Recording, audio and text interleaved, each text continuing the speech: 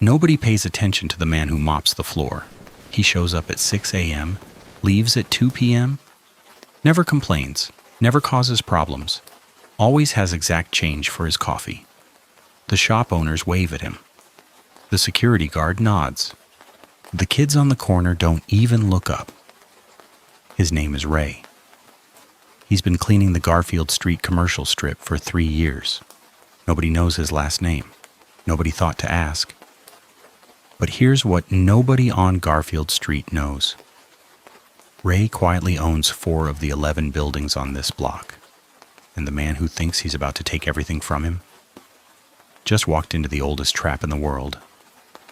20 years ago, Ray Maddox didn't mop floors. He ran them. 3 cities. 14 legitimate businesses used as financial channels.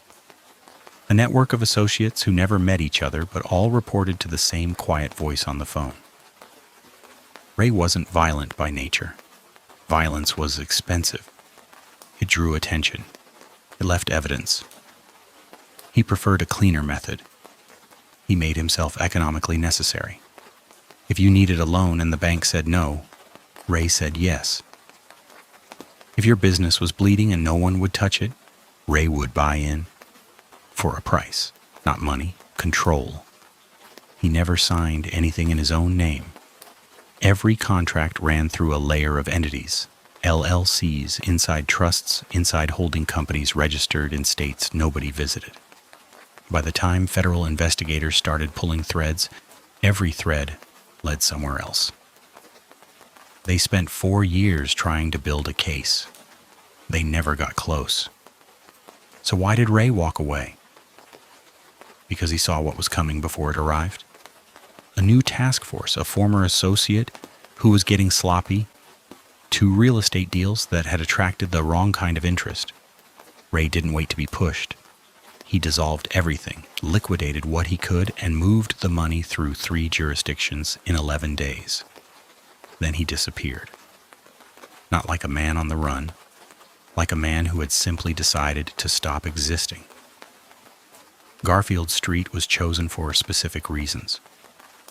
Depressed commercial corridor, aging infrastructure, landlords who were cash poor and tired. A neighborhood that city planners had marked for future revitalization, which meant in 5 to 7 years, this block would be worth 3 times what it was today. Ray saw it in the zoning documents, the transit authority maps, the quiet movement of a logistics company that had purchased 2 adjacent lots 2 blocks north. Everyone else saw a dying strip. Ray saw a clock. He didn't arrive as a buyer. He arrived as a worker. The janitorial job was intentional. It gave him access to every building without suspicion. He learned which landlords were behind on property taxes, which leases were expiring, which owners had health problems and no clear succession plan, which buildings had structural issues that scared off conventional buyers. But not Ray, who had contractors he'd used for 20 years and trusted completely. Over 18 months through a property management company registered to a cousin in another state, Ray quietly purchased 4 buildings. Total acquisition cost, under market value on every single one, because he had done what no other buyer had done. He had waited. He had watched. And he had never once let anyone see his hand. Every morning he mopped the same floors he partly owned, and every morning the tenants complained to him about the landlord. He listened carefully, took mental notes, fixed small things when he could. The heat in Unit 4B, the leak in the loading dock. He built goodwill the only way it actually gets built, through consistent, quiet action over time. Nobody suspected the janitor. That was the only plan that ever mattered. His name was Dominic Farrell, 43 years old, 3rd-generation real estate developer, the kind of man who wore his confidence like a second suit, always pressed, always visible, always just slightly too loud for the room he was in. Dominic had been buying up distressed properties across the city for 2 years. He had a formula. Find the block nobody wanted. Move fast before anyone else noticed. Lock up as many parcels as possible through aggressive option agreements, then flip the whole package to a developer with deeper pockets. It had worked 4 times already. Garfield Street was supposed to be the 5th. He showed up one Tuesday morning with 2 associates and a folder of ownership research his team had spent 6 weeks compiling. He knew which buildings were on the market. He knew the asking prices. He had draft offers ready. What his team had not been able to determine, despite 6 weeks of research, was who owned 4 of the 11 buildings.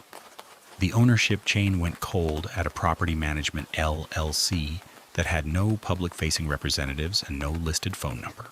Dominic figured it was an estate, or a passive investor who'd checked out. Either way, he wasn't worried.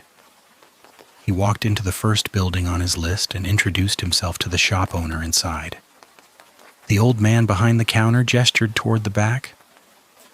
"You'd have to talk to Ray." Dominic frowned. "Who's Ray?" "The guy who fixes things around here. He handles most of the building stuff." Dominic found Ray in the hallway pushing a mop. He looked at him the way people like Dominic always look at workers. Through them. "Hey, who do I talk to about the ownership of this property?" Ray didn't look up from the mop. "Depends what you need." "I'm looking to make an offer." "Serious money. You know who handles that?" "I can pass a message," Ray said. Dominic handed him a card. Didn't say thank you. Walked back out into the street. Ray looked at the card for a long moment. Then he put it in his pocket. "Now, before we get to what Ray did next, I want to ask you something. If you were Ray, what would your next move be? Think about it. Because the answer tells you everything about how power actually works. Drop it in the comments. I'll read them. Here's what Ray actually did. Ray didn't call Dominic back. Not that day, not the next. He spent 48 hours doing something else entirely. He pulled Dominic Farrell's public records, corporate filings, property transaction history, court records. He made 3 phone calls to people he still trusted. Old contacts who knew how to find information without leaving a trail. By the end of 48 hours, Ray knew exactly what Dominic was. He knew about the 4 previous deals. He knew who Dominic's financial backers were.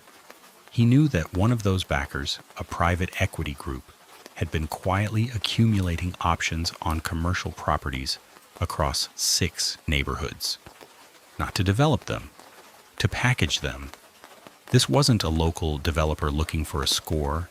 This was a much larger operation using Dominic as the visible face. And that changed everything, because it meant the real decision maker wasn't Dominic. It meant there was someone above Dominic who didn't know Ray existed. Ray called Dominic back on day 3. "I can set up a meeting," Ray said. "The ownership group will hear your offer." Dominic, pleasantly surprised, agreed to meet the following morning. He showed up expecting to sit across from a lawyer or a passive investor who just wanted out. Instead, Ray sat down across from him, without the mop. Dominic stared. "I represent the ownership group," Ray said. He placed a folder on the table. Inside was a single page, 4 properties, current assessed values, and an asking price that was exactly 40% above what Dominic had budgeted. Dominic laughed. Not because it was funny, because he was surprised and didn't have another reaction ready. "That's not a realistic number." "It is," Ray said, "for someone who needs all 4 to make the package work." Silence. Dominic's expression shifted, just slightly, because Ray had just said something he wasn't supposed to know. "I don't know what you think you—" "Meridian Capital," Ray said quietly. "They're your backer. They need contiguous parcels for the rezoning application to work. Without my 4 buildings, the package doesn't qualify. The whole deal falls apart." Dominic said nothing. I'm not trying to kill your deal, Ray continued. I'm just pricing what I have correctly. Dominic came back 3 days later with a revised offer, 31% above what he'd originally planned to pay. Ray accepted. Not because it was the maximum he could have extracted. He probably could have pushed further.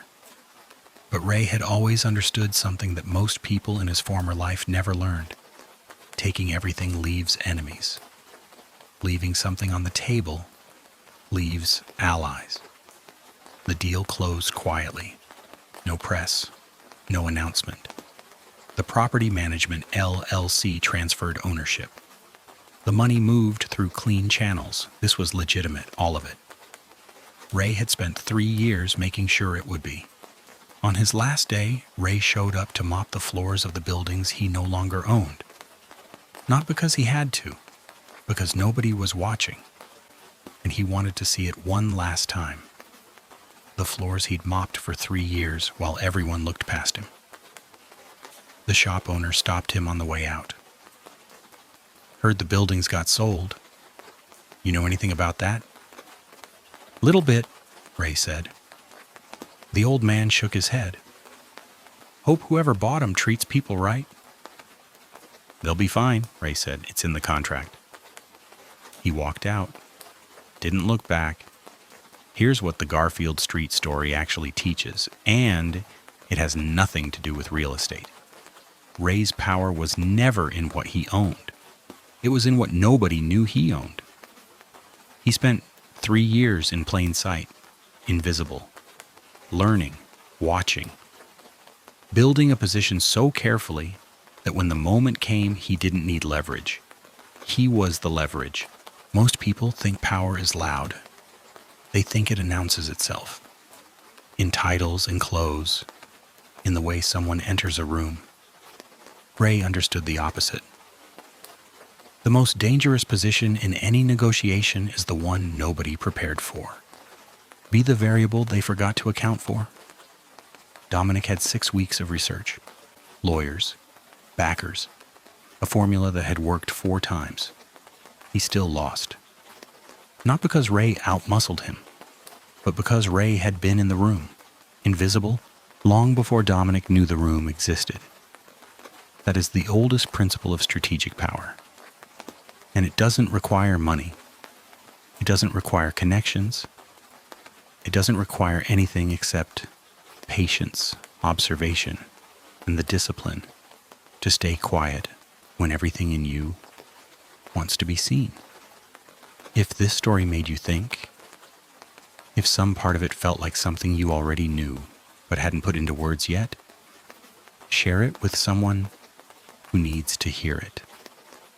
And if you want more stories like this and stories about quiet power, hidden moves, and the kind of strategy that never makes the news, subscribe.